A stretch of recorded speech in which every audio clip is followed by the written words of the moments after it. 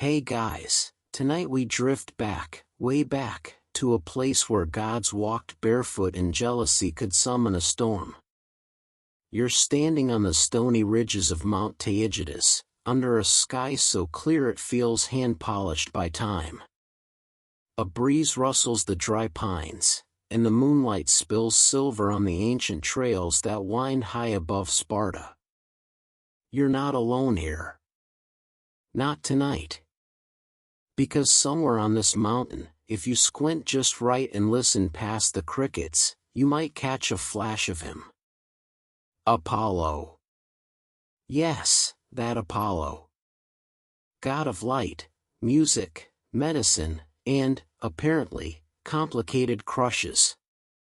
Tonight, he isn't chasing Daphne, that poor nymph who turned into a tree to get away from him. No. This time, the object of divine affection is a prince. And not just any prince, Hyacinthus. The kind of boy ancient poets wrote sonnets about before sonnets were even a thing.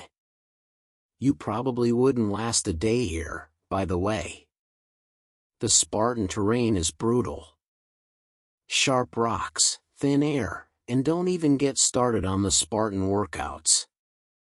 You'd twist an ankle before you even got to the drama. So, before you get comfortable, take a moment to like the video and subscribe, but only if you genuinely enjoy what I do here. And while you're at it, let me know in the comments where you're listening from and what time it is.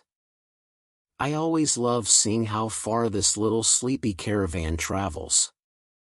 Now, dim the lights. Maybe turn on a fan for that soft background hum, and let's ease into tonight's journey together. You squint into the night as a soft glow crests the ridgeline. It's not the sun, too cool, too focused. It's Apollo. He's descending the slope with the quiet confidence of someone used to having his name shouted in temples. But tonight, there's no choir. Just you. And the distant scent of thyme and olive oil. Mount Taygetus, this jagged backbone of southern Greece, holds more than rocks and goats. It holds echoes. Sparta once beat like a war drum at its base, disciplined, grim, famously shirtless. But high up in these hills, something tender happened. Something not shouted in battle cries, but whispered in poems and hinted at in flower offerings. It begins like this: a god spots a mortal, and the world tilts. Apollo, as usual, is bored. He's done the sun chariot thing. He's healed 1,000 plagues, annoyed his sister Artemis, and strummed his lyre until even the muses asked him to maybe take a walk. And so, walk he does, down to earth, curious, a little mischievous, and maybe, just maybe, lonely. From this ridge, you can see Sparta's rooftops glowing like embers. And there, among the olive groves and marble colonnades, is Hyacinthus. A prince so lovely, poets say the gods forgot their quarrels when he passed. His beauty isn't the flashy kind. It's gentle. Like the moment before sunrise when everything is bathed in that hushed, bluish glow. The myth never says exactly how Apollo sees him the first time. Some say it's in a gymnasium, others during a hunt. But here's the fringe theory: he spotted Hyacinthus right here, high on Mount Taygetus, dancing barefoot between wild hyacinths. That would be poetic, wouldn't it? A boy among his namesake flowers, laughing at the sky, while a god forgets his immortality for a heartbeat. You shuffle closer along the gravel path, careful not to disturb the stone slabs weathered by centuries. The pine sap clings to your fingers. Somewhere, an owl watches. Historians still argue whether this myth is a tale of doomed love, a symbolic warning, or an origin story for grief itself.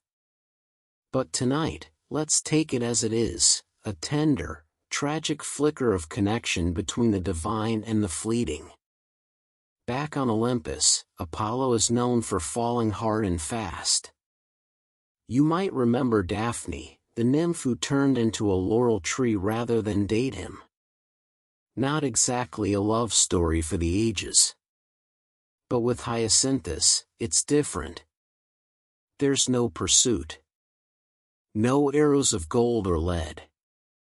Just a presence. Apollo sits with the boy, teaches him music, plays discus in the sun. It's almost domestic. Almost human. You lean against a warm stone and feel the wind shift. There's a rumor it's not just any breeze up here. Some say Zephyrus, the west wind, often visited these heights. And he, too, had a fondness for Hyacinthus. You sense a storm brewing, not from the sky, but from tangled hearts and divine egos. Below you, the valley stretches quiet and dark, wrapped in summer air and secrets. You hear a soft laugh. Maybe it's memory. Maybe myth. Maybe Apollo, still lingering. The god with the golden hair reaches out a hand, not to command, not to smite, but simply to touch. And in that touch, the story begins. A god who forgets his pedestal. A prince who doesn't flinch. A love that never really stood a chance, but bloomed anyway. And somewhere, just off the path, the first hyacinths bloom. You're still walking, slowly now, down the slope toward the city of Sparta, where the scent of burning olive wood and baked barley lingers like the last notes of a forgotten song. Apollo trails behind you, invisible to most, but not to Hyacinthus. The prince sees him, and he smiles. It's not every day a god changes his habits. But Apollo, up until this point, has been the embodiment of masculine order and radiance. He heals, he punishes, he prophesies, he strums his lyre with fingers that once pulled the sun across the sky. His list of interests is usually pretty consistent: laurel wreaths, poetic competitions, epic sulks after losing them, and, more often than not, chasing beautiful nymphs who want absolutely nothing to do with him. But then Hyacinthus appears, and suddenly, the game changes. Apollo sets his lyre aside and leans into something different. Something quieter. You can almost hear the moment when it happens. The way the god's voice softens. The way his gaze stops scanning the horizon for omens and begins lingering on a single face. A mortal face. There's something oddly courageous about that.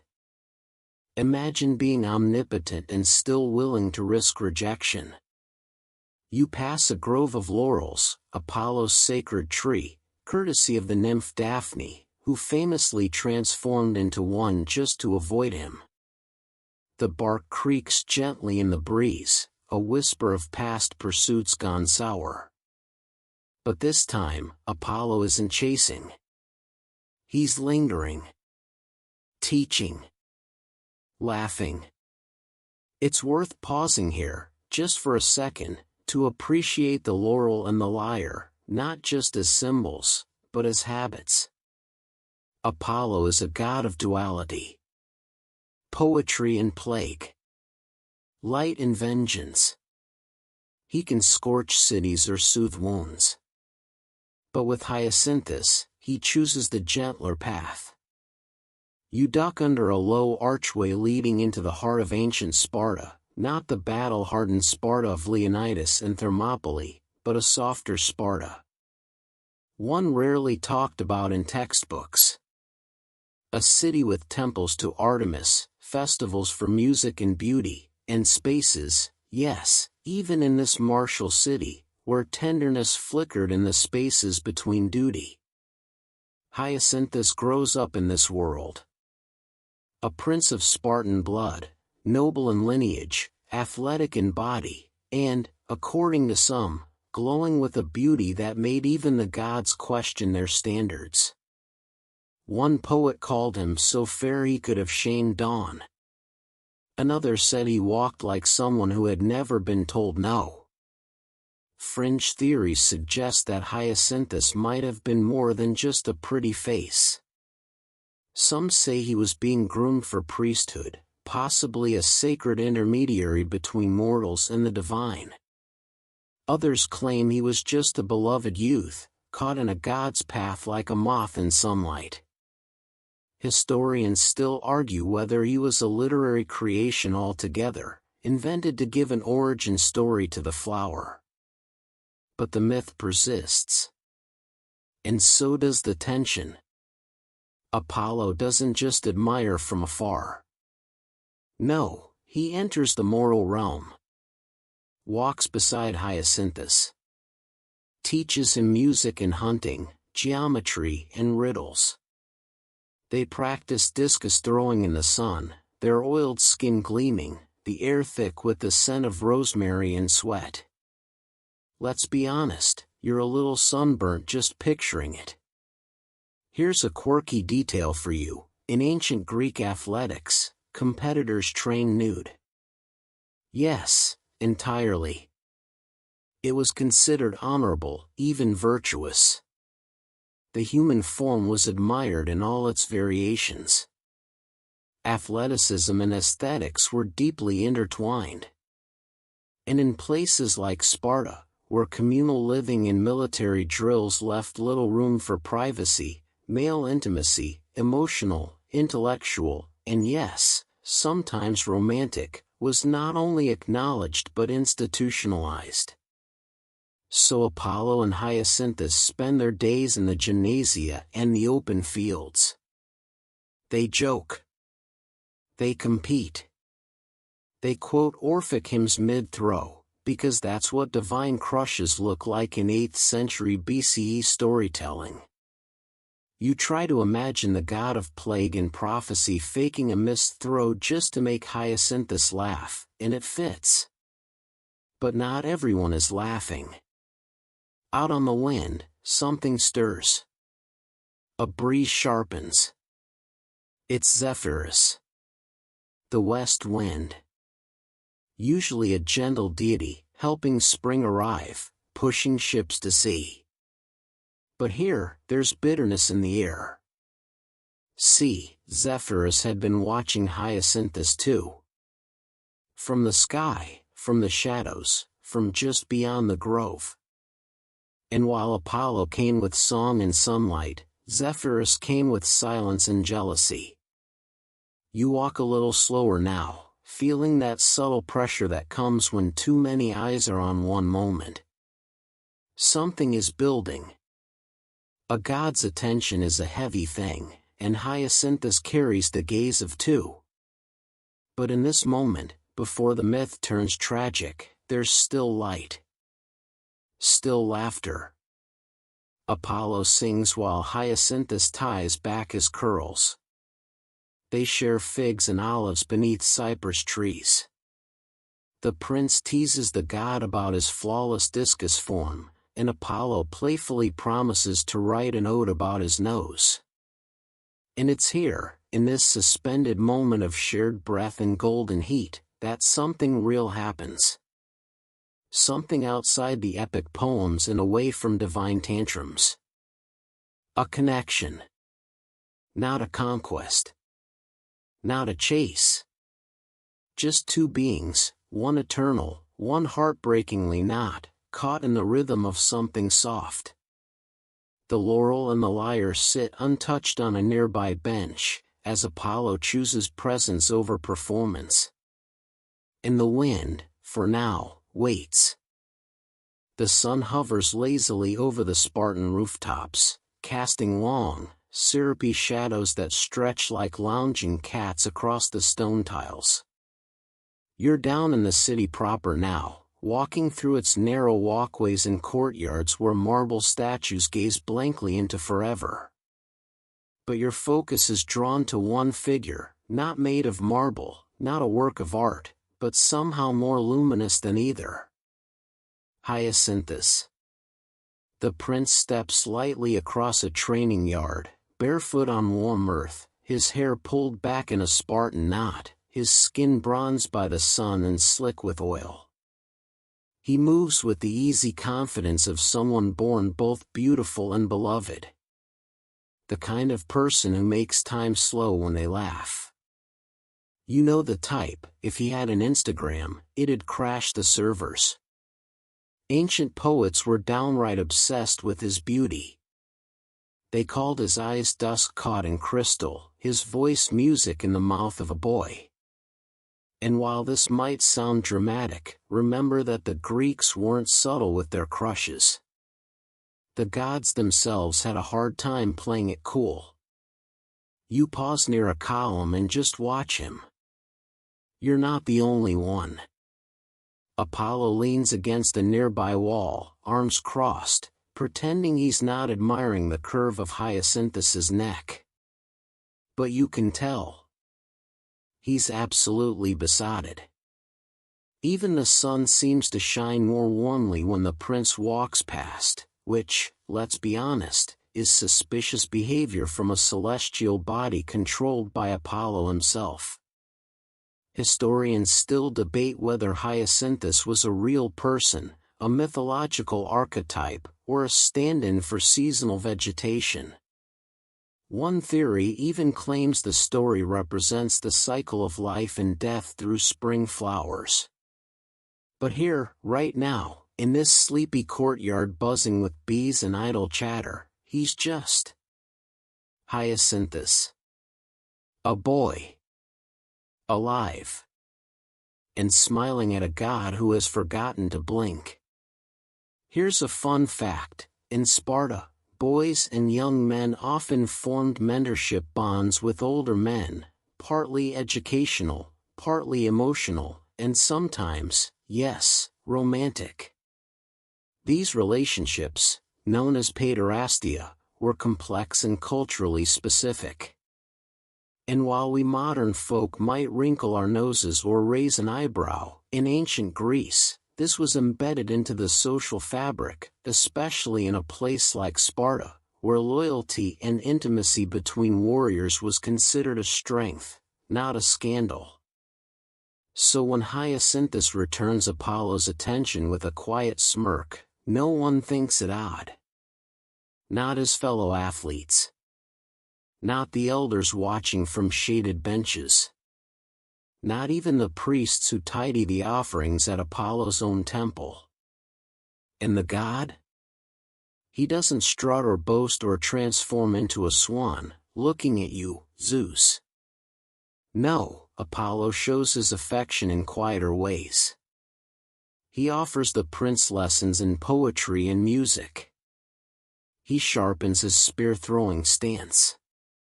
He teaches him about constellations, tracing them with a fingertip in the dust. You picture the two of them sitting cross-legged in the grass, Hyacinthus drawing the Big Dipper while Apollo gently corrects him, not with thunder, but with laughter. But not all eyes are warm. Somewhere in the breeze, Zephyr lurks. Not in a cartoon villain way, mind you. The west wind isn't evil. But he's petty. Immortal and lonely and, frankly, myth that the boy who once sang to the spring winds now only hums tunes Apollo taught him. In this love triangle of myth, Zephyr is the bitter third wheel. He doesn't throw lightning or start wars, but winds are tricky. They sneak in through cracks, twist words, and, when they want to, nudge a discus a little off course. You move through a colonnade, hearing the scrape of metal on stone as the athletes gather for training. There's the scent of sweat, sun-baked limestone, and the ever-present tang of oiled skin. Spartan training grounds weren't all shouting and spear-throwing. There was grace to it, a kind of dance. Discipline wrapped in ritual.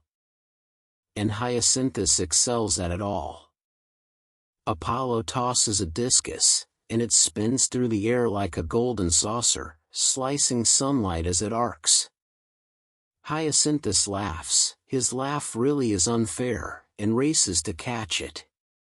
Not with a tool. With his hands. Because why not add a little danger to flirtation? Quirk alert, the Greeks often romanticized sports injuries. Getting bruised in the gymnasium wasn't a failure, it was a badge of honor. And in this case, maybe even a form of love poetry. Apollo runs to meet him, probably ready to quip something charming. Maybe something like, "Careful, Prince. You nearly caught the sun." Hyacinthus catches the discus with both hands and spins, teasing, maybe the sun needs to throw harder. It's light. Playful. But the wind shifts again. A shiver passes through the trees, barely more than a sigh, and for a heartbeat, the air smells sharper. More electric. Zephyr is watching. And gods, even minor ones, don't handle rejection well. Still, here in this moment, everything feels alive. The prince in his prime. The god, unguarded. Two figures orbiting each other in a world that, for once, seems willing to let them be. You wish you could bottle this feeling. The shimmer of what might have been. Because somewhere in the background, tragedy waits. But not yet. Now, Apollo throws another discus. Hyacinthus laughs again. And the wind holds its breath. You step through a stone archway and into the golden heart of a Spartan gymnasium.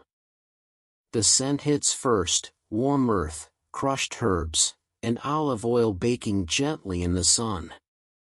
Everything here is bathed in gold and sweat, from the polished marble colonnades to the slick skin of athletes wrestling in the dust. This isn't your modern gym with fluorescent lights and protein shake ads. No mirrors, no treadmills, no leg day. Here, the human form is revered, not sculpted for likes but celebrated for its raw beauty and purpose. Training isn't just about strength, it's ritual. Discipline. A slow burn transformation of boy to warrior, boy to lover, boy to legend. And in the middle of it all, of course, is Hyacinthus. He's in his element, darting between sparring partners with the grace of a falling leaf. Not that anyone's trying too hard to pin him down. You notice it, the way eyes follow him, not just with admiration, but with something softer. The Spartan gymnasium, despite its reputation for brutality, was also a stage for flirtation.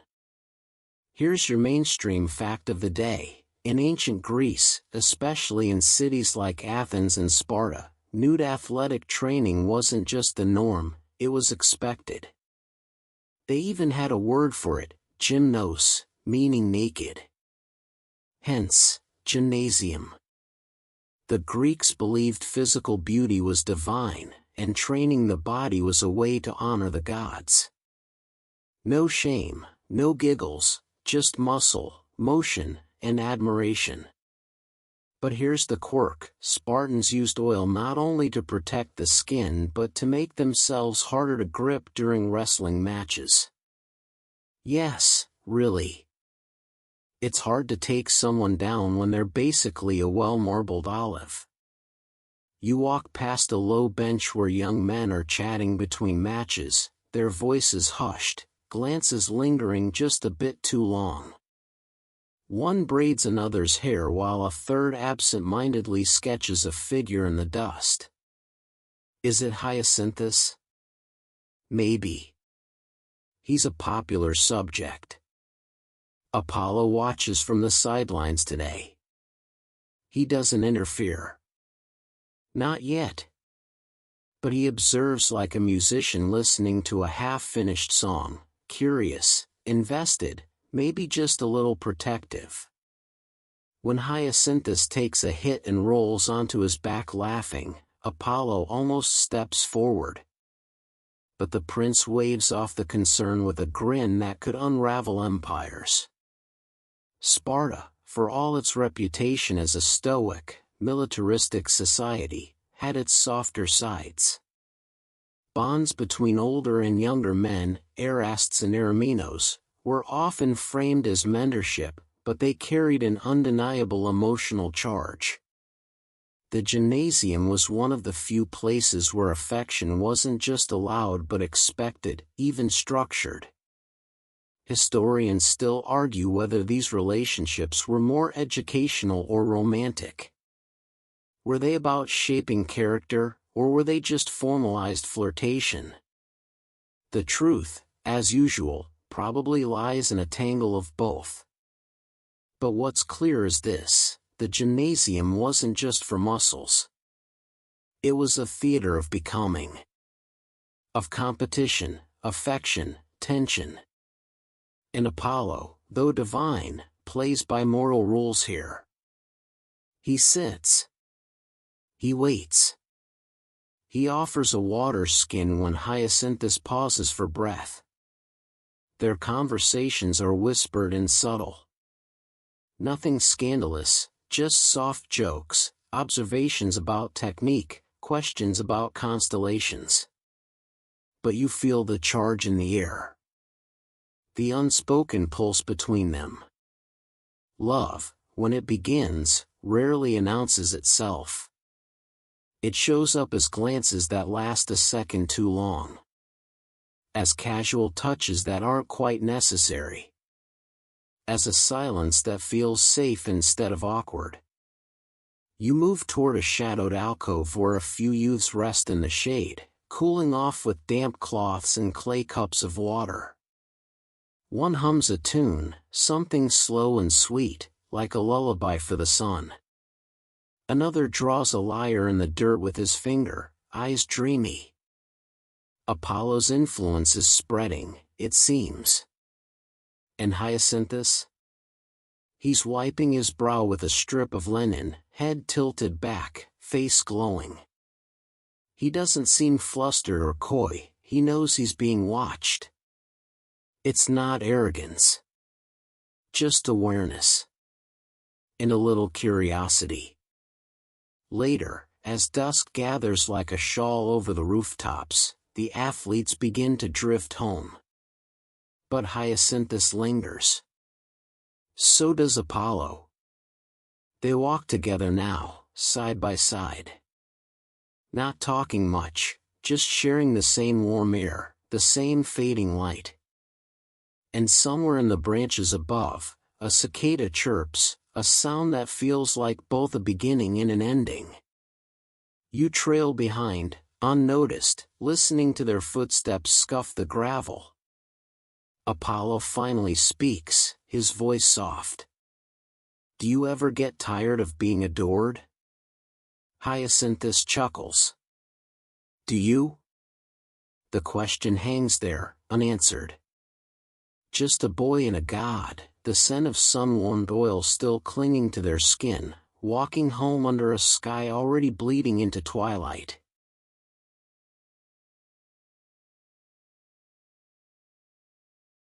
Apollo descends in disguise. Twilight deepens into something bluer, deeper, almost velvet-like as you follow their footsteps away from the gymnasium and into the quieter edges of Sparta. Here, the city softens. The clang of shields and the barking of drillmasters fade, replaced by the rustle of fig leaves and the steady chirping of night insects. Apollo, for all his power, does something unexpected. He hides. Not in the usual sense, there's no mist, no magical veil, no elaborate illusion. No, the god of light simply steps into shadow. He walks with less certainty. Laughs more freely. Lets his golden hair fall loose. You might miss him altogether in the fading light, mistaking him for another handsome young traveler. And that's the point. Because for once, Apollo isn't interested in awe. He doesn't want to dazzle, command, or prophesy. He wants to be beside Hyacinthus as an equal, or at least as close to equal as a god can ever be to a mortal. So he sheds the divine radiance like a robe and wears something more human: humility, curiosity, longing. You trail them through a sleepy side street. Children play with hoops in the dust. A widow sweeps her doorstep and nods to the prince, then to the stranger walking with him. Neither of them glows. Not yet. They could be cousins, old friends, traveling tutors. To everyone else, Apollo's just a visitor. But you, of course, know better. Quirky detail time. Greek mythology is full of gods pretending to be mortals, but usually to seduce someone, cause chaos, or avoid retribution. Zeus turned into bulls, swans, golden rain, seriously, and once, a literal shower of sparks. Apollo, though, keeps it simple. No animals. No theatrics. Just charm. Hyacinthus seems to sense something unusual, though. He watches Apollo with a side glance, as if trying to solve a riddle. The god is clever, but not immune to fluster. When Hyacinthus teases him, "Where did you learn to throw like that? A Thracian fishwife?" Apollo stumbles on his next step and nearly laughs wine through his nose. Historians still argue whether this part of the myth suggests a genuine romantic courtship or a symbolic alignment of moral beauty with divine interest. Was Apollo's disguise a metaphor for emotional vulnerability? Or just a narrative trick to humanize a god? Either way, it works. You arrive with them at the edge of the agora, the town square now quieting for the night. Market stalls are shuttered, and the smell of leftover honey cakes still clings to the air. Apollo points out the marble plinths where local boys recite poetry during festivals. Hyacinthus rolls his eyes. "Oh no," he groans. "Don't tell me you're one of those." "Those?" Apollo lifts an eyebrow, amused. "The kinds who write about rivers weeping and mountains falling in love with clouds." Apollo smirks. "You wound me. I was going to compare your voice to dawn. And I was just starting to like you," Hyacinthus deadpans, though you catch the hint of a smile playing at the corner of his mouth. The thing is, Apollo could tell him everything. That he drives the sun, that he once flayed a satyr for losing a music contest, that people carve temples just to whisper his name. But he doesn't. Instead, he lets Hyacinthus talk. About his sisters, about the weight of being watched, about the expectation of dying gloriously in some heroic fashion when, frankly, he just wants to grow figs and not be a statue someday. And Apollo listens. That's the strange power of gods in disguise, not the ability to manipulate, but the choice to observe. To witness without demanding worship. You slip into the background as the two sit on a low wall, their legs swinging like boys waiting for supper. They trade riddles. Hyacinthus wins most of them. Apollo finally admits he's good at prophecy but bad at punchlines. That earns a laugh. The sky grows darker. One or two stars blink awake, cautious at first, then bolder. Hyacinthus lies back on the stone, arms tucked behind his head. "You talk like someone who's been around a long time," he murmurs.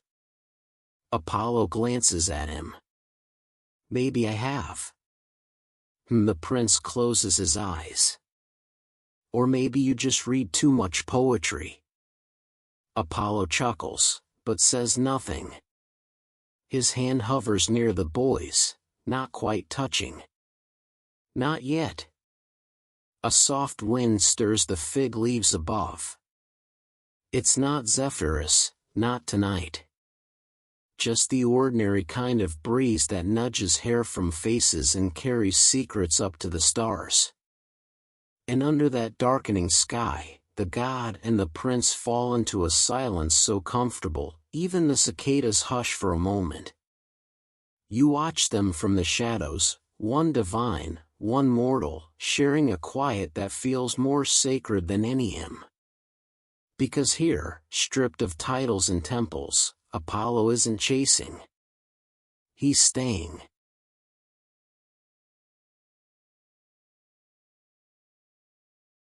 The next morning, Sparta awakens with its usual blend of discipline and dust. You hear it in the rhythmic chant of soldiers training in the distance, in the bark of orders and the slap of sandals on stone. But here, in a sun-dappled field just outside the city, things are a little different. Here, romance wears the scent of olive oil and competition. Apollo and Hyacinthus are tossing discuses. Yes, that discus. The smooth, sun-warmed, flying saucer-shaped slab of ancient athletics.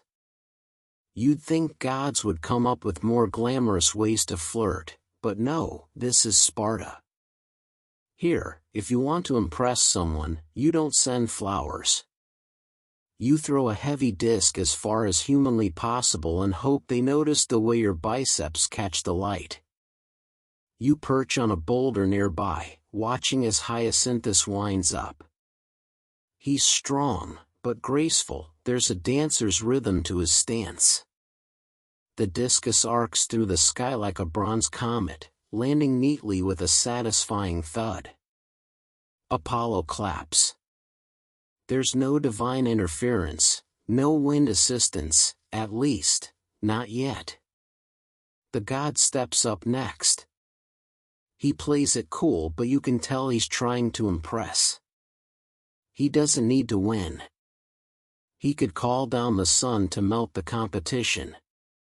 But he holds back. Because this isn't about winning, it's about being near.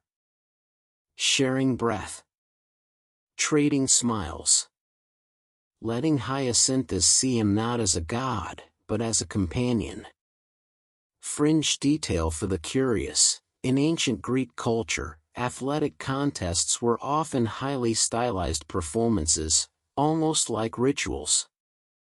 Every movement mattered, from the stretch of the calf to the flick of the wrist.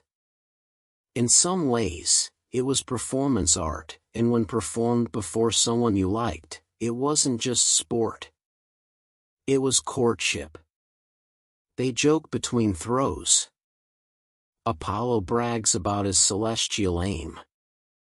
Hyacinthus teases him about missing on purpose. Didn't know gods could get nervous, he says with a sideways smile. Apollo shrugs. We get nervous. We just hide it behind sunrises. You chuckle silently. Not bad, for a pickup line from the divine.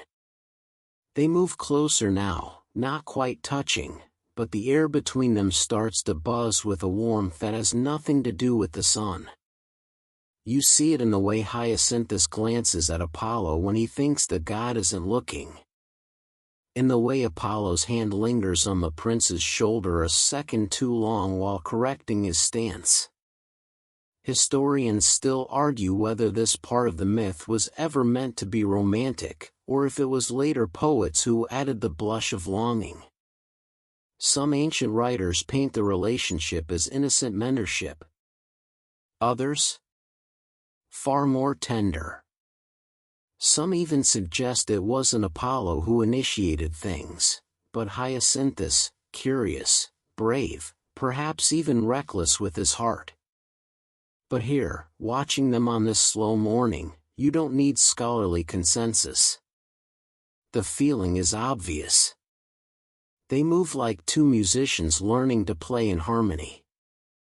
Their rhythm imperfect, but honest. And then the trash talk begins. I'll bet the next one goes farther, Hyacinthus challenges, hands on hips, sweat glistening down his neck. Bet what? Apollo replies. Loser has to write a poem praising the other's hair. Apollo raises an eyebrow. That's not a punishment. They throw again. Laugh again. And just like that, the space between divinity and mortality feels smaller. Just a field. Just two young men and a stack of discus stones. Just sunlight and teasing and something quietly blooming. You step back a little, giving them room. The crowd watching from the edges isn't large. A few other athletes, a handful of curious onlookers, maybe a rival or two. But not everyone smiles. Among them is a presence, soft, breezy, but souring with each laugh the pair shares. It's Zephyr again. The west wind doesn't make a scene. He never does. But you feel the subtle shift in air pressure. A faint hiss through the grasses. He watches Apollo's fingers brush Hyacinthus's back and clenches invisible fists. Winds don't shout. They gather. They wait. And sometimes, they push. Still, in this moment, the gods are quiet. Apollo wipes sweat from his brow and offers Hyacinthus a drink from his flask. The boy takes it, brushing his hand against Apollo's. Neither one pulls away. There's something almost cinematic about it. Like the scene just before the music swells. The part of the story where no one's confessed anything yet, but both already know. Later, they'll walk back toward the river, still laughing, still tossing the discus back and forth like a shared secret. But for now, they stay here in the warmth of this golden hour, where the only things flying through the air are sun, sweat, and the silent hope that time might stand still. Because in a world of immoral hearts and moral moments, this playful game of throwing stones, is maybe the most human thing of all. The sun is near its zenith now, high and proud in the clear blue sky above the Spartan hills. The air has turned heavier, still golden but tinged with something sharper. You feel it as you return to the field, something shifted. The shadows are shorter, the laughter quieter, and the breeze, off. Apollo and Hyacinthus are still practicing. Still tossing discuses. But there's a difference in the energy now. That sweet rhythm, the easy back and forth of shared flirtation, feels strained. Not broken. Just distracted. Apollo stands at the edge of the clearing, winding up for a throw. His expression is focused, serious in a way it hasn't been all morning. Maybe he wants to impress. Maybe he senses what you do, that this perfect moment is beginning to slip. You hear the quiet whistle of air as the discus slices through the sky, fast, elegant, and too perfect. Hyacinthus, grinning, dashes forward to catch it. He's done it before, and the thrill of it, the audacity of catching something meant to soar, is part of the game now. But this time, something's wrong. The wind picks up, sudden and sharp, like a gasp across the field.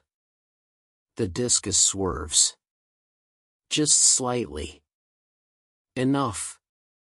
There's a sickening crack as it connects, not with the earth, not with a tree, but with Hyacinthus's forehead. Time stumbles. Apollo's voice, usually calm, musical, rips through the clearing in a shout. You run forward, but you're not fast enough. No one is. The prince collapses, the color already draining from his cheeks, his lips parted in silent surprise. A god can summon plagues, heal wounds, light the sky, but in this moment, Apollo is just a man with shaking hands. He drops to his knees, lifting Hyacinthus into his arms, whispering words in languages lost to time. You've never seen him afraid before. You never wanted to. Blood pools in the dust, red against brown, vibrant and jarring. And somewhere in that breeze, a smug silence. Zephyrus. Historians still argue whether it was truly the west wind's doing. Some say it was fate. Others, that Apollo misjudged his strength.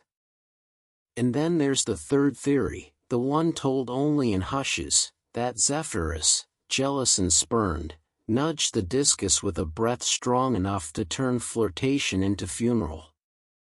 But here, in this sun-scorched moment, there's no debate. Just a god cradling a boy. You kneel beside them. Apollo is murmuring desperately now, trying to coax life back into Hyacinthus's slack form. There's no lightning. No miracle. Just hands stained red and eyes shining with grief. And oh, the irony, Apollo, who governs medicine, who could heal the sick and raise the nearly dead, is powerless now. Because the rules are cruelly clear, he can touch mortals, teach mortals, even love mortals. But he cannot undo death when it's not his to control. Hyacinthus coughs once. Apollo leans closer, and the boy smiles. It's faint, fleeting, like a leaf curling in the sun. Don't blame yourself, he whispers, though his eyes betray that he knows what the wind did, and who asked it to do it. Apollo doesn't reply. He can't. Words don't work here anymore. The field is silent. The birds, the insects, even the breeze, it all pauses. And then, just as quickly, the light shifts. Not darker, but different. Hyacinthus is gone. Apollo stays there, motionless, arms cradling what's left. The god who sings, who heals, who inspires, says nothing. He presses his forehead to the prince's and lets the sun burn into his back. A quirk of the myth, some versions say Apollo tried to carry Hyacinthus to Olympus, begged Zeus to make him immortal. But the king of the gods refused. Not out of cruelty, perhaps, but out of law. Death, once past, cannot be undone. Even for someone the gods loved. You look around and realize that everyone else is gone. The onlookers. The athletes. Even the breeze. It's just you, Apollo, in a silence that feels like it could crack the earth. And then, gently, the god lays Hyacinthus down in the dust. From the blood, something begins to grow. You remain still as the light shifts again, softer now, almost gray at the edges. The field is hushed, time suspended in a sort of sacred sorrow. And amid the stillness, the scent changes. From dust and sweat to something faintly floral. Apollo kneels over Hyacinthus's body, hands trembling as if they no longer know how to heal. This isn't the quiet of peace. It's the stunned, unreal quiet after something irreversible has happened. You can't look away. You wouldn't dare. And then the wind returns. It doesn't arrive like a storm. No, Zephyrus is subtler than that. He moves like regret. A breeze that snakes through the grass and rattles the low reeds, brushing your cheek with a chill that has nothing to do with temperature. You feel him. Not see. Not hear. Just feel. The god of the west wind does not appear in shimmering armor or a chariot of clouds. His presence is just that, a presence. Heavy, aching, filled with everything unspoken. He watches from the margins, invisible and guilty, the kind of guilt that hides behind rationalizations and rewrites of memory. Because here's the thing, Zephyrus loved Hyacinthus too.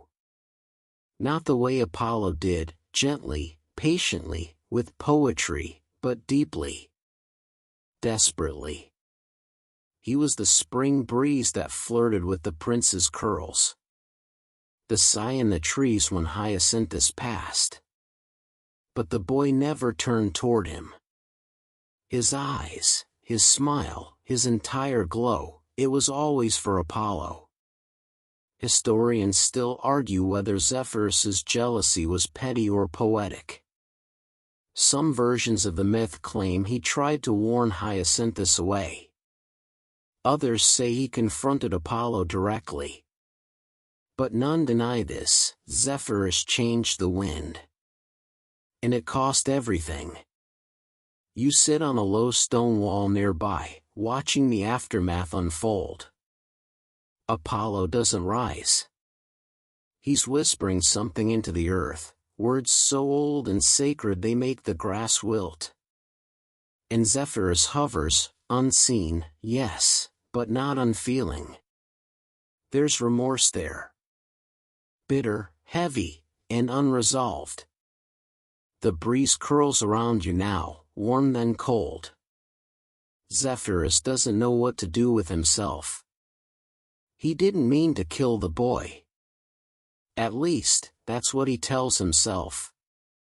He only wanted to disrupt, to ruin a moment, to show Apollo that gods aren't immune to pain. But the wind went faster than intended. The discus flew truer than it should have. And now, there's blood. You remember that fringe detail from earlier, how winds in Greek myth were rarely neutral. They were characters with moods, grudges, even love lives. They helped launch ships and sink them. They carried words, or twisted them. Zephyrus, specifically, was usually the kind one. The harbinger of spring. But even spring has its storms. He circles now, unsure. You imagine him trying to rewind time, to unravel that breeze before it curved the disc. But myth doesn't work that way. And neither does grief. And then something extraordinary happens. From the blood-soaked earth beneath Hyacinthus's head, petals begin to push upward. Not in bursts. Not theatrically. Gently. Reluctantly, as if even the earth hesitates to let him go. Apollo watches, silent, as the flower unfurls, slender, violet blue, with a dark center. The hyacinth. Born not of seeds, but sorrow. A bloom not planted, but grieved into being. Apollo whispers the boy's name, and the petals shudder as if remembering. Here's your historical anchor. The Greeks were fond of assigning mythological origins to plants, stars, rivers, you name it. The hyacinth became a symbol of mourning, of divine love lost too soon.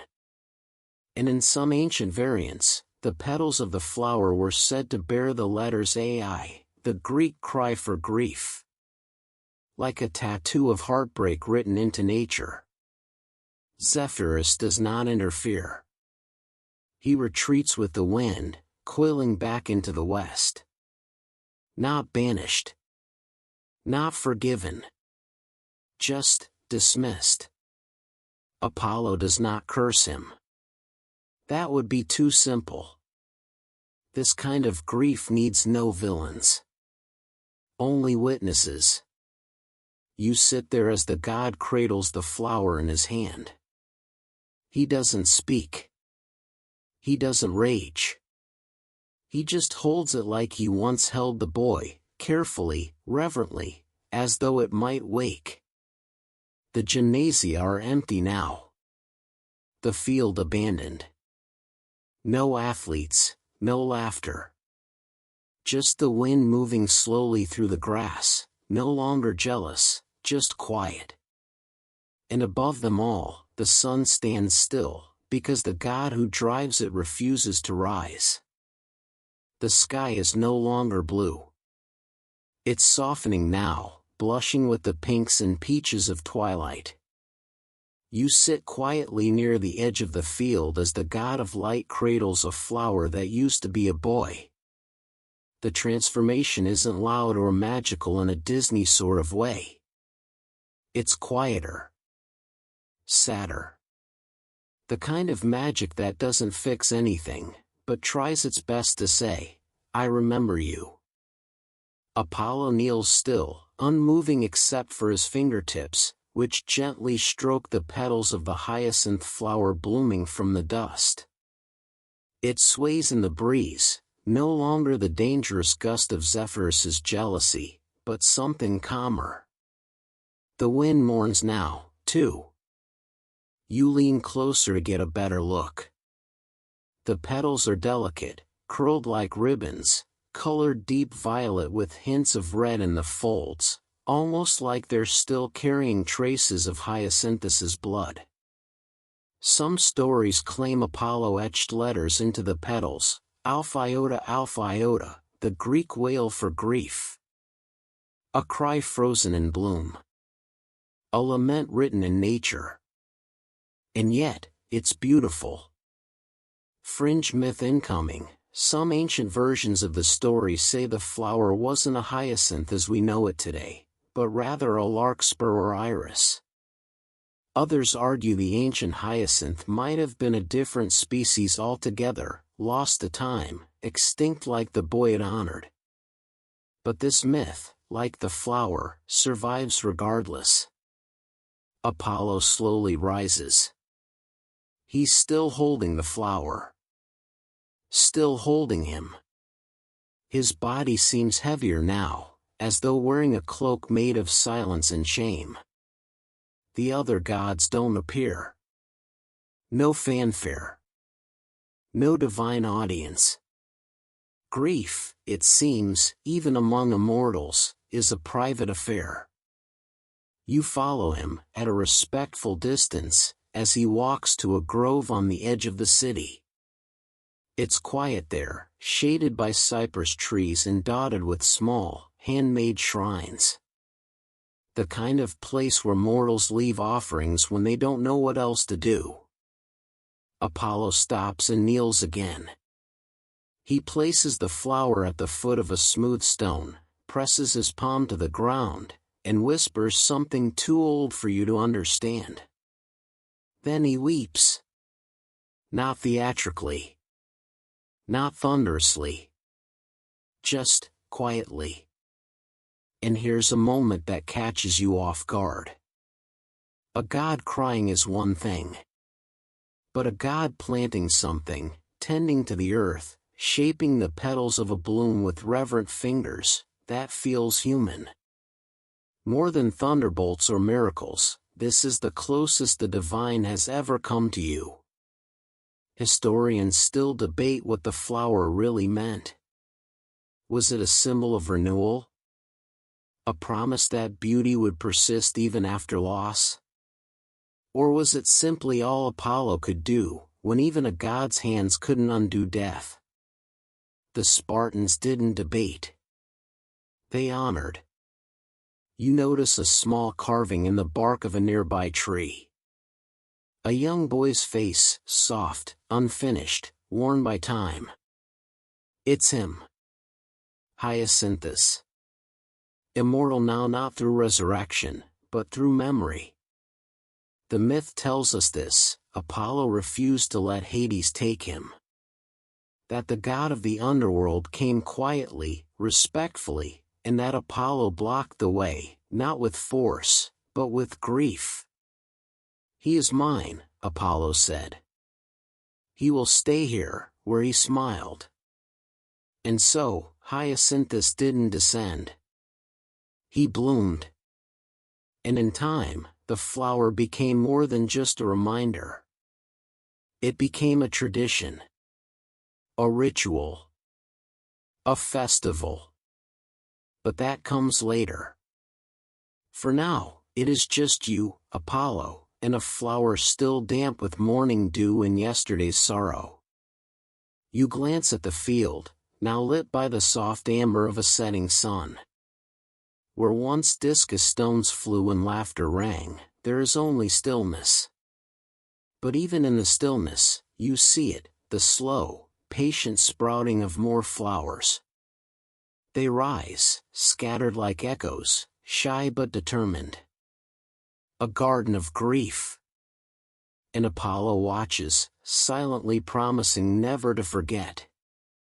Because love, especially the kind that ends too soon, doesn't vanish. It takes root. It grows. It blooms. You sit a little longer as the petals sway toward the sky. Somewhere far away, music plays, soft, slow, like a lullaby from a broken heart. And the first hyacinth turns its face to the fading sun. Section 10, Cult of the Blooming Boy. The seasons turn. You feel it in the crispness of the air, the scent of distant wood smoke. Time has begun to move again. You walk now through a very different Sparta. The training fields are still there, the same oiled athletes still wrestling under the sun, but something's changed. Quietly, reverently, the people have made space for sorrow. Not Spartan sorrow, the kind hidden beneath helmets and pride. A gentler sorrow. A memory with petals. At the heart of the city, near a grove where fig trees curl low over winding paths, a new kind of altar has appeared. No statues, no gold. Just flowers. Dozens of them, hyacinths, blooming violet and deep red, planted in quiet clusters by children, elders, even warriors with hands too large for such delicate work. And there's a name whispered in the air now. Not as a warning. Not as a command. But as a song. Hyacinthos. Apollo, too, has changed. He visits less often, no longer walking disguised among mortals. But each year, as the hyacinths begin to bloom, he returns. Not with chariots of flame or choirs of muses, but with a flute. A simple wooden one. You hear it before you see him, soft notes floating through the twilight like birdsong, curling through olive branches and over rooftops. The festival begins at dusk. Hyacinthia, they call it.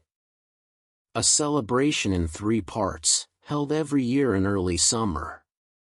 And though it honors many things, music, rebirth, Apollo, it always begins and ends with the boy who became a flower. You follow the crowd down stone steps carved into the hillside, toward an open-air theater dressed in garlands and ivy. There's music, flutes, lyres, tambourines. But no loud drums. No shouting. Just gentle rhythms, as if the instruments themselves are mourning.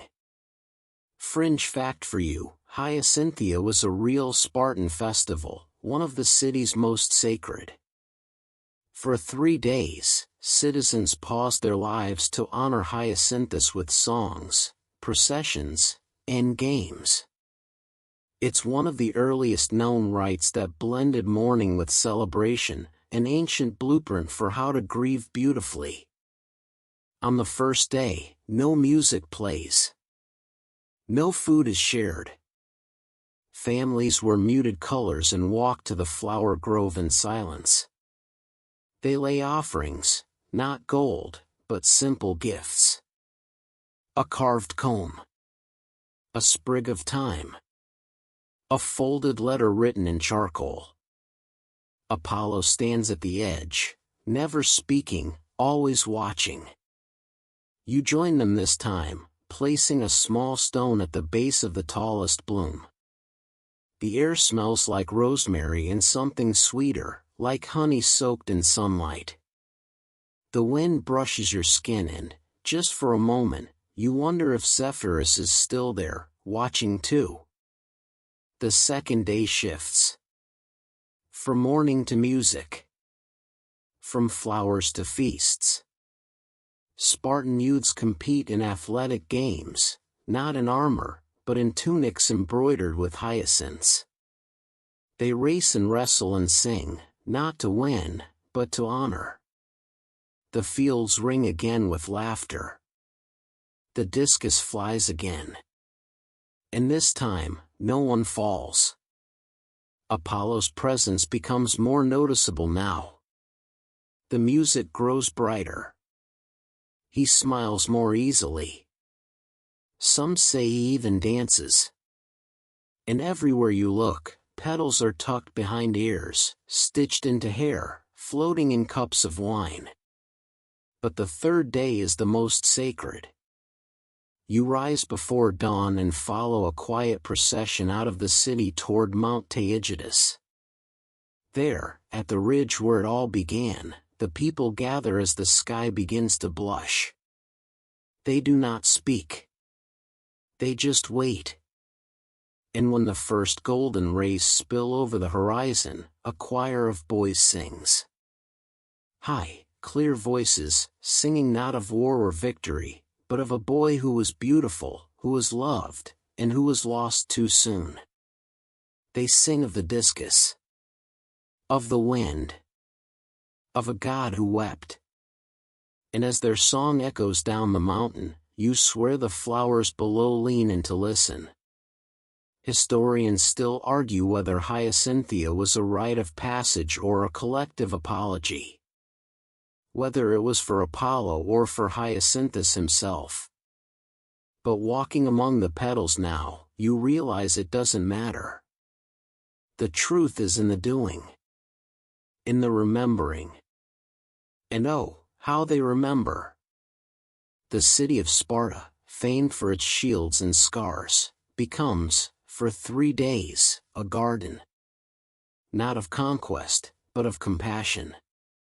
A city that once trained boys to be warriors now trains them, just for a little while, to sing. You sit beside a child tying hyacinths into a garland. He offers you one. You wear it. And when the sun finally crests the ridge, Apollo raises his flute, and the notes take flight. The flower, they say, still bears his soul. Not trapped. Just blooming. Evening settles again over the city, the kind of evening that feels older than time, purple skies, warm stones, and the scent of crushed petals still lingering in the streets. The third day of Hyacinthia continues, not with battle cries or grand banquets, but with music. Pure, haunting, unmistakably tender music. You follow the sound. Up winding stairs carved into the city's stone, into an amphitheater lit only by oil lamps and the last light of the sun. The crowd is hushed, every face turned toward a group of young men and boys seated at the center. They're singing, not loudly, not perfectly, but with something more powerful than either, emotion. Their hymn is ancient. You don't recognize the language, not really, but you feel the meaning anyway. It's a love song, plain and simple. A slow, sorrowful ballad not just for Hyacinthus, but for all those who loved and lost in silence. this is where things get interesting. You see, Hyacinthia wasn't just about grief or rebirth, it became, over time, a space where queerness could live, however quietly, in a society that usually hid it behind rules, rituals, and social roles. And here, tonight, with the air still warm and the stars slowly blinking awake, it's as if all those barriers have been set aside. You glance around the audience.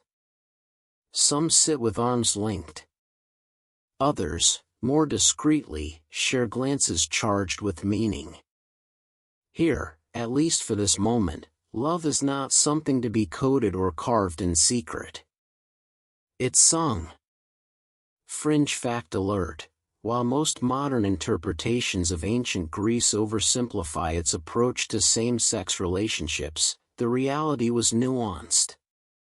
Certain relationships were celebrated in specific contexts, especially between older and younger men, as part of mentorship or military bonding.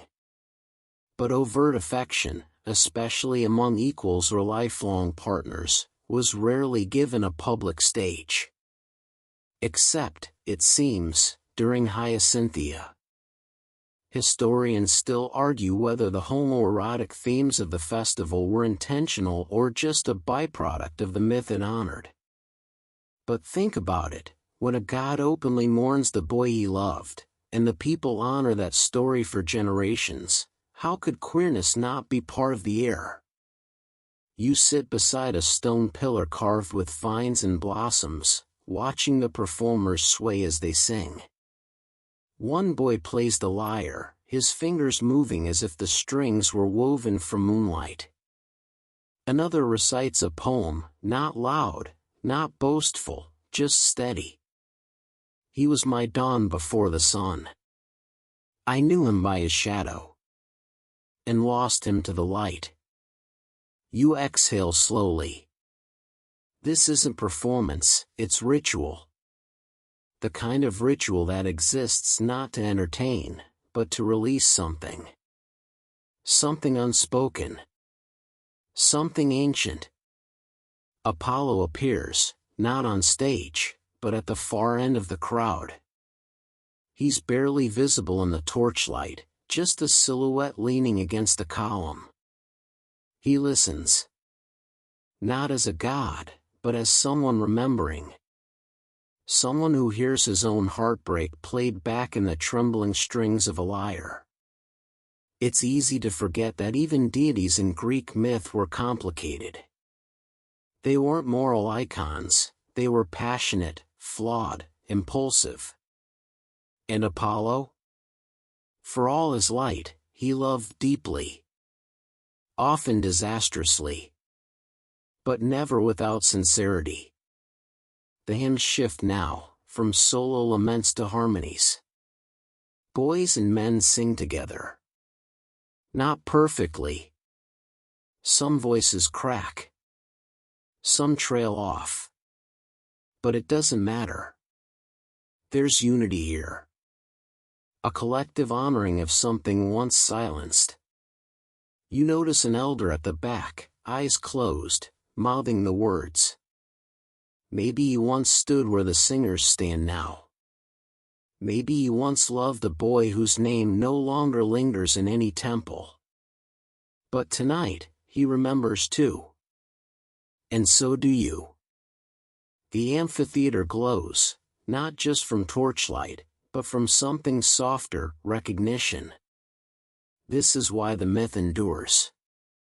Not just because of tragedy, or gods, or flowers, but because it gave shape to something real. A love that could be sung, mourned, and celebrated without shame.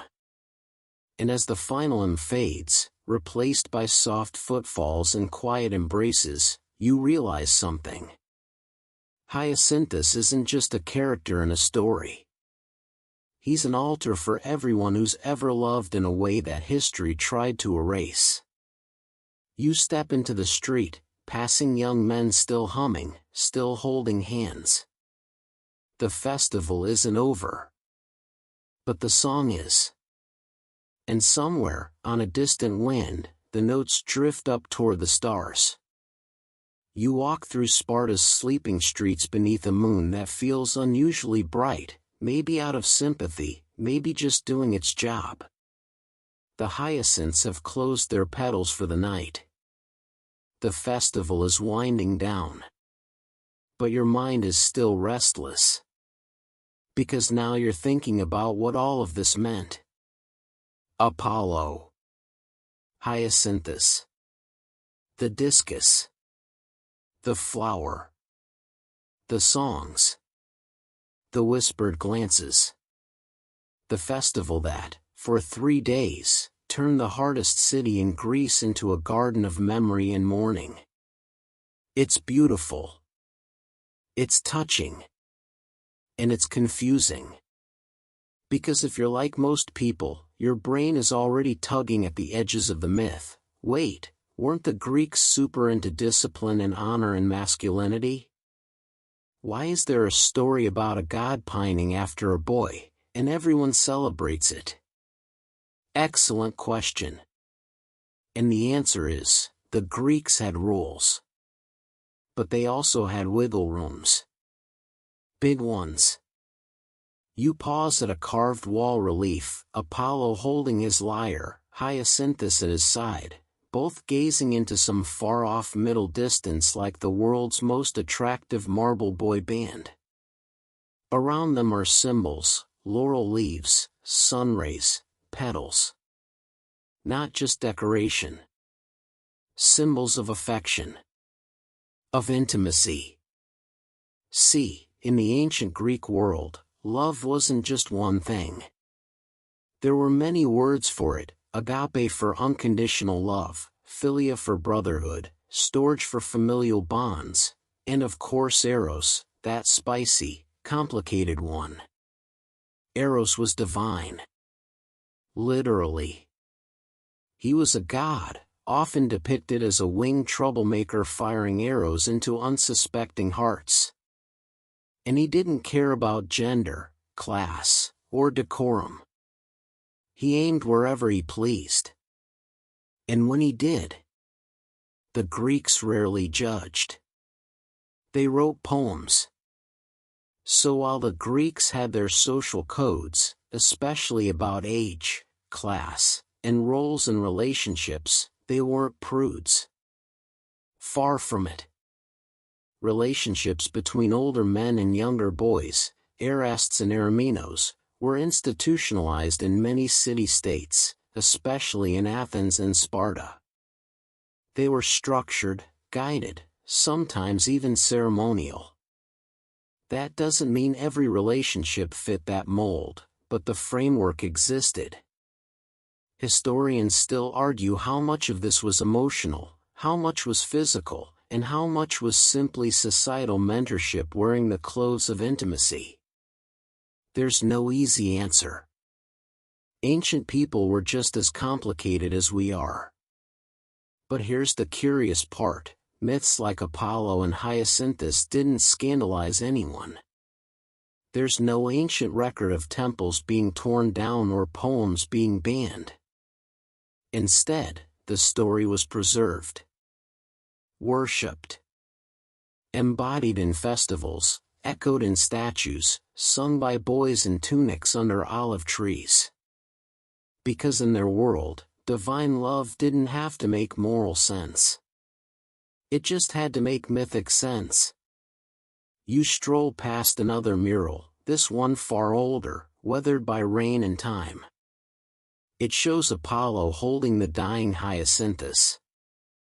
There are no gods in the sky, no angry wind. Just one immortal trying to hold on to something he couldn't save. And honestly, that feels very human. The Greeks used myths to explain things they couldn't control: weather, harvests, fate, desire. Especially desire. The kind that didn't fit neatly into a marriage contract or a soldier's oath. So they created stories, beautiful, tragic, messy stories, where gods chased lovers, lost them, mourned them, and turned them into flowers, stars, or rivers. Not as punishment, as remembrance. That's how they coped. How they honored. And maybe, just maybe, how they whispered to each other in coded ways, it's okay. Love doesn't have to follow rules. Even in Sparta. Even in marble. Even in myth. You pause beneath an old archway, the kind that creaks a little in the wind. You imagine Apollo standing here centuries ago, lyre slung across his back, thinking not about prophecies or plagues, but about a boy with a bright laugh who once tried to catch a discus. The arch casts a shadow shaped like a petal. And you smile. Because sometimes, all the rules, the rituals, the roles, they fall away. And all that's left is one simple truth. The gods loved, too. The streets behind you fade into shadow as you wander uphill, away from the lanterns and garlands of Sparta's festival paths. Your feet crunch softly over gravel, past fig trees and sleeping goats, toward a quieter part of town. Up here, the world feels older. Heavier. As if Olympus itself leans closer. Tonight has been about Apollo and Hyacinthus. But you begin to wonder, were they the only ones? You stop before a crumbling mosaic, half buried in ivy. You brush away the leaves and squint through the gloom. Two figures, one clearly Zeus, the bearded boss of the gods, and beside him, a boy. Young, slender, mid-flight, as if he's being carried away on the wind. Ah. Ganymede. Yes, Zeus himself, king of Olympus, was no stranger to divine affection aimed at mortals. One version of the myth goes like this: Ganymede was a Trojan prince, known for his beauty, and Zeus, upon seeing him, transformed into an eagle and snatched him straight off the mountainside. Not the smoothest move, admittedly, but it worked. Ganymede ended up on Olympus, serving nectar to the gods, and became the immortal cupbearer. Historians still argue whether Ganymede was a symbol of male beauty, a stand-in for youthful grace, or simply a way to justify certain traditions. But here he is, in mosaic, in myth, and possibly in the stars. Yep, he becomes the Aquarius constellation later. And Ganymede wasn't alone.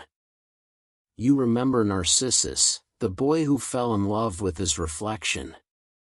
Or Adonis, whose beauty split the affections of Aphrodite and Persephone, and who met an end nearly as poetic and bloody as Hyacinthus.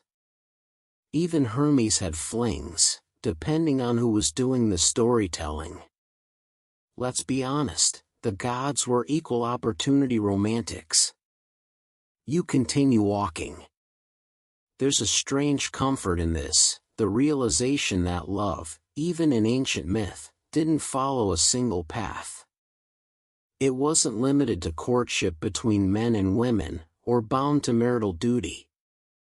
It was more elemental. A force. Chaotic, stubborn, glittering with tragedy and joy in equal measure. Even gods got it wrong. Even gods got heartbroken. Even gods couldn't always save the ones they loved.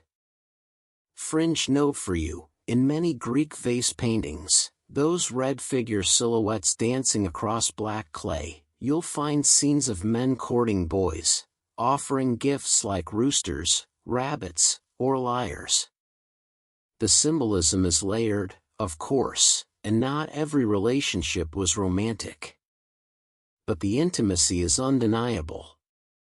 These were not secret gestures. They were painted, praised, and placed in homes. And while time wore away much of the nuance, the truth remains: the Greeks preserved love in its many forms, not just the ones that showed up in arranged marriages and dowries. Back on Olympus, Eros flutters between clouds, arrows always at the ready. Sometimes he strikes gods. Sometimes mortals. Sometimes both at once. He's unpredictable. Undemocratic. And he has terrible aim, but you can't deny the results. You sit now beside a statue, its face long eroded, its hands still delicately holding a lyre. Probably meant to be Apollo. But the features are soft enough that it could be any god, any lover. Maybe that's the point. A breeze stirs. Not Zephyrus. Not now. Just the ordinary kind that slips through fig leaves and over sun-warmed stone. You think again of Hyacinthus. Of Ganymede. Of Adonis. Of how the gods kept falling, again and again, for boys who laughed like sunrise and ran faster than prophecy. And what did the myths do? They remembered. They carved petals into stone, stars into sky, hymns into air. Not to scandalize. Not to warn. But to honor. You run your fingers over the statue's base. The inscription is faint, worn down by centuries of wind and weather. But you swear, if you squint hard enough, it looks like. To the one who made a god weep. You smile softly. Somewhere high above, Olympus remains, distant, glittering, probably full of interpersonal drama and poorly managed divine relationships. But here on Earth, under this very human sky, you realize something. When the gods loved, they didn't care about approval. They cared about memory. You find yourself wandering now through the quiet outskirts of Sparta, where old temples crumble like forgotten promises and time moves a little more slowly. The night has grown thick, the kind that wraps around your shoulders like a woolen cloak, scented with old incense and laurel leaves. Here, memory lingers in stone.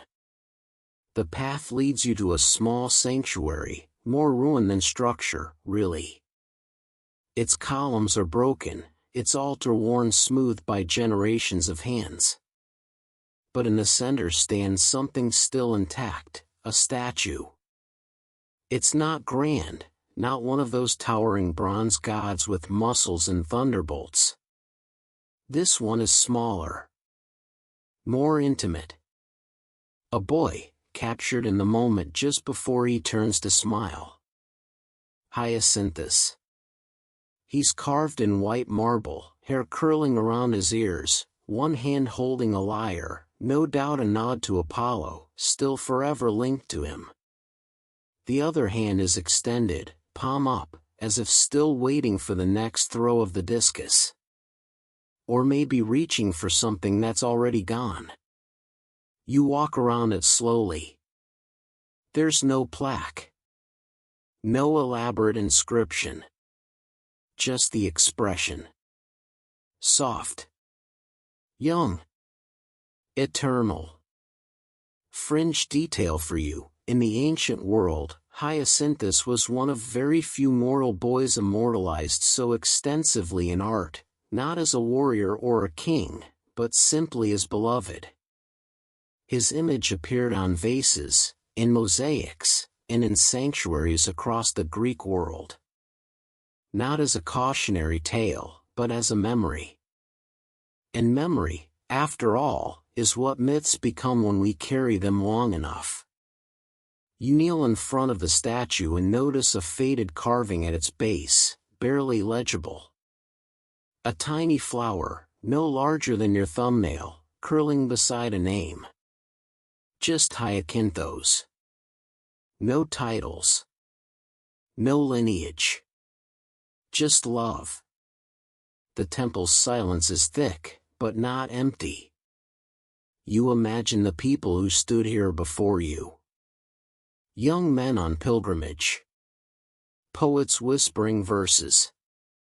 Lovers placing petals at his feet and asking, quietly, desperately, that their love, too, might be remembered. Historians still argue how much of Hyacinthus is real and how much is myth layered with meaning. Was he an actual Spartan prince, cut down too young? A metaphor for spring's fragile beauty? A symbol used by Apollo's priesthood to soften the god's more vengeful image? Maybe all of the above. Because myths aren't meant to be airtight. They're meant to be felt. You think back to the festivals, the hymns, the laughter between throws. You remember the sudden wind, the silence that followed, the flower blooming from blood. None of it logical. All of it sacred. You place your palm against the marble. It's cool. Smooth. Worn from centuries of other hands doing exactly this. 1,000 quiet acknowledgments. And then you see it, tucked behind the statue's foot, someone's left a single hyacinth bloom. Fresh. As if plucked just this morning. You look around, but there's no one nearby. Just the moonlight, the whisper of wind, and the knowledge that someone else still remembers. It's easy to imagine that statue once stood proudly in the middle of a great temple, with garlands draped around its neck and oil lamps flickering in the corners. But even now, broken and quiet, it still holds power. Because art like this doesn't die. It waits. It waits for us to pause. To look. To feel something we can't quite name.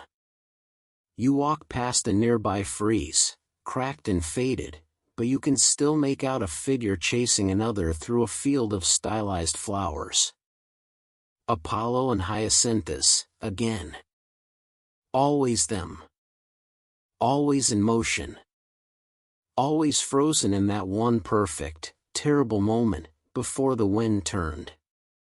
You reach a stone bench and sit. You're tired. Not just in your limbs, but in that gentle, satisfying way stories can wear you out, like a lullaby just too long to finish. Because this isn't just a story of gods and boys and fatal discus games. It's a story about being remembered. About how, even in a world ruled by war and legacy and marble gods, someone still made room for a flower. For love. For the sound of a lyre, playing not to conquer, but to comfort. The statue stands silent behind you, the breeze rustling the vines nearby. Somewhere in the distance, a bird calls once, then falls quiet. You lean back and let your eyes close. Because sometimes, marble is more than stone. It's memory. You open your eyes as the first hints of morning tint the sky pale gold. The sanctuary is still. The statue of Hyacinthus catches the earliest light, its white marble warming to blush pink. The petals at his feet, real and carved, flutter softly as the wind stirs again. But this wind is gentle now. Forgiving. You stretch, quietly, and begin walking east, toward the hills, toward the rising sun, expecting to find the god there. But something urges you to turn west instead. And when you do, you see him. Apollo. Not in his divine chariot, not radiating fire or wearing the glory of Olympus. Just standing there. Alone. Facing the west. You approach slowly, footsteps muted on the dewy grass. He doesn't move, but you know he's aware of you. His hands are folded loosely behind his back, and his gaze is fixed, not on the horizon, but on a place long vanished. A time that can't be retrieved. a boy whose laugh once bounced across these very fields. It's been years since that day.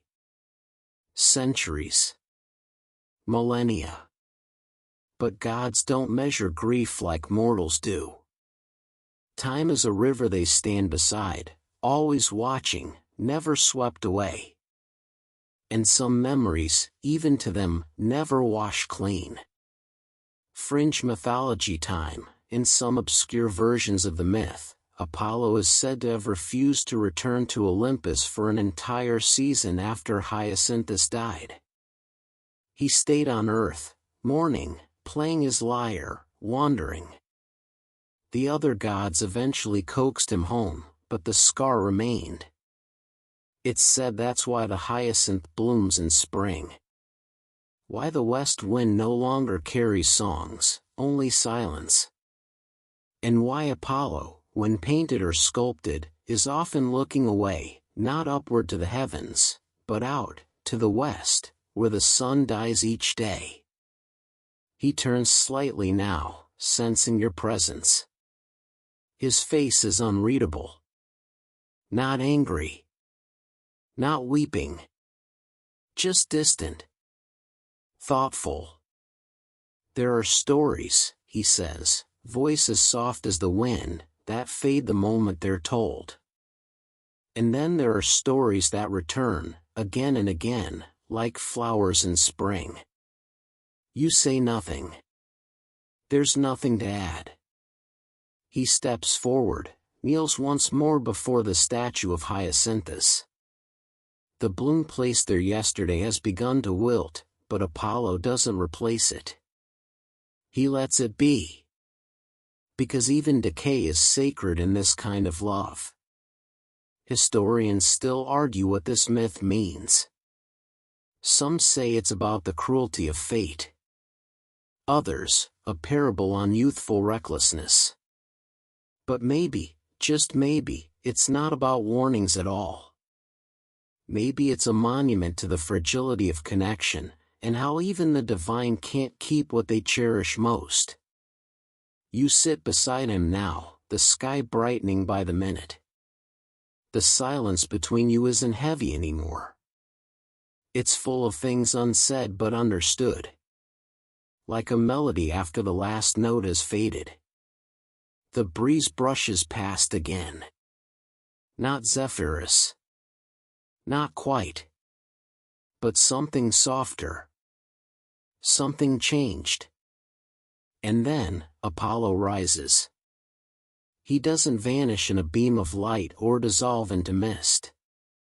He simply walks. Not toward the sun, not toward Olympus. But west. Toward the memory. Toward the field. Toward the boy. And maybe, toward peace. Let the story linger now. Let the breeze quiet. The sky above Sparta turns pale blue, washed clean by memory and morning dew.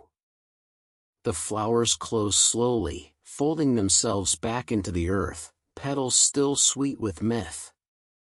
You're safe here, wrapped in the hush of ancient hills, surrounded by marble and moss in soft remembrance. The gods have gone quiet, the lyre strings stilled, the whispers of hymns fading like candlelight in wind. Let your breath slow. Let your shoulders sink.